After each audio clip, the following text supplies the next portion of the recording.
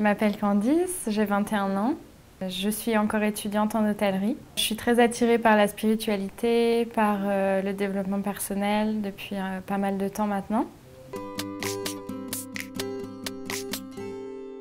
Ça représente pour moi un accompagnement pour se retrouver et puis trouver le chemin qui vibre le plus en nous.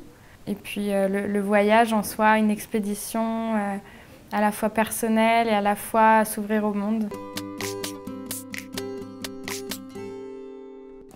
Pendant cette expédition, j'ai ressenti beaucoup de joie.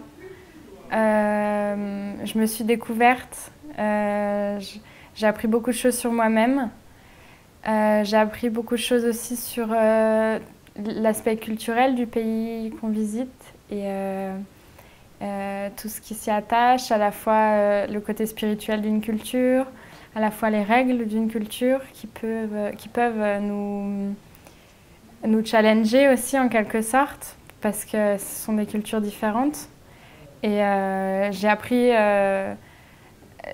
aussi à la fois sur moi en découvrant ces cultures. Et après, dans l'aspect développement personnel, j'ai beaucoup appris. J'ai beaucoup appris surtout grâce aux autres, à toutes les personnes avec qui on a fait cette expédition. Donc la première phase inspiration, où on a découvert les acteurs du changement. Et en même temps aussi, le premier atelier était très fort, parce que c'est là où on s'est connecté avec tous les autres réenchanteurs. C'est là où on a instauré une bulle de bienveillance, une bulle d'amour entre nous, alors qu'on ne se connaissait pas, ça faisait un jour. Ça, c'était très fort à vivre.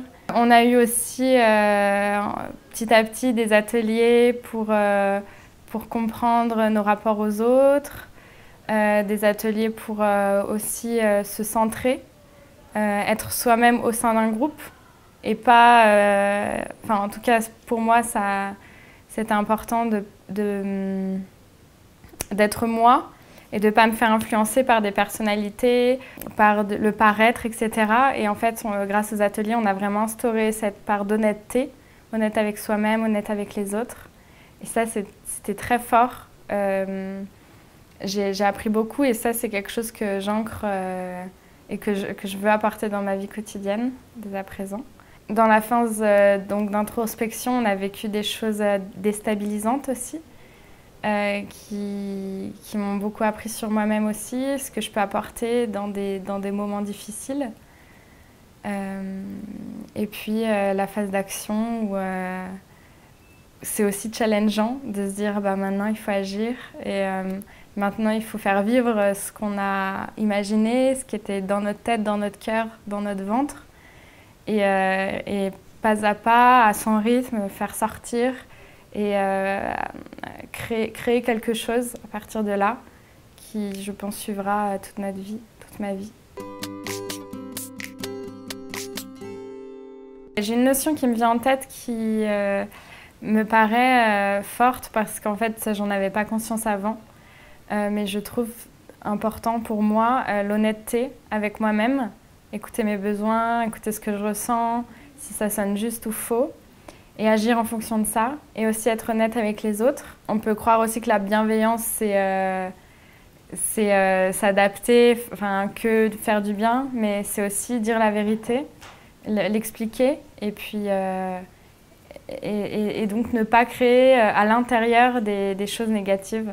Et je trouve ça vraiment important pour quoi que ce soit, dans tous les projets qu'on veut faire aussi, s'écouter, être honnête avec soi-même. J'ai le souhait que les personnes, dans leur individualité, s'aiment, parce que je pense que l'amour guérit beaucoup de choses. Et le fait de s'aimer, c'est aussi le fait de croire en soi.